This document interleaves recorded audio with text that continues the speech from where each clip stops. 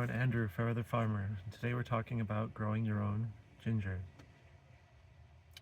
This is from Peru, and all you really need to do is to find some organic ginger from your local grocer, your organic potting mix. We use the OM mix from Berger, and get yourself an open flat here.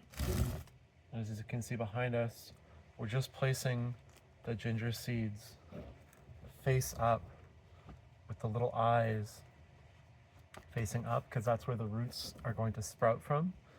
And if there's any pieces that have any kind of little bit of mold, we discard those and we can use them for juicing. And in terms of the temperature that we want to try and keep here in the greenhouse, we're going to keep the thermostat on a minimum of like 20 degrees, but it will fluctuate a little bit warmer during the day if it's sunnier, get up to 25-30 degrees in here. Even though right now we're March 24th, so we're just at the very beginning of spring here in Quebec in Canada. And we can still get some cold nights of -15 outside, so that's why we have the furnace. But we also have heat mats here that are all set to about 30 degrees, because ideally for germinating your ginger, you would like somewhere between 21 to 27 degrees consistently Celsius. So once these are watered, we're actually going to get ourselves some plastic domes.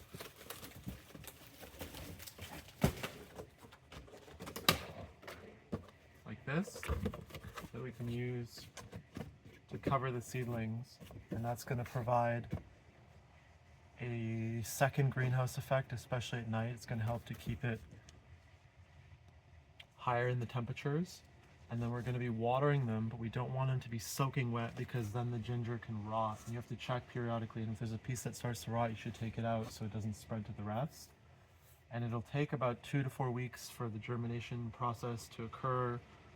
Once you see some life in your seeds, they start to produce their leaves. And once they've got a firm rooting, then we can begin to plant them in the greenhouse. Because ginger takes about 180 to 210 days, and we don't even grow full mature ginger like we use as seed. We sell young ginger, so it's pink, it's immature, and we don't actually have a long enough growing season with the way that we do this to be able to get it to the full ginger. But in other parts of the world you can get the mature ginger, and this is something that you can do in a greenhouse, but you can also do it just in your home, in a pot. And you just want to keep in mind that ginger grows out horizontally and not depth-wise, so actually having a longer, wider pot is more advantageous than a very deep pot for ginger. And yeah, that's pretty much it. You just keep checking it, and once the leaves are a little bit bigger, you can give some fertility. You want to keep them warm and moist, but not always wet. You want to have some air in between. Make sure that it dries out. And yeah, that's it. Get to growing your own ginger.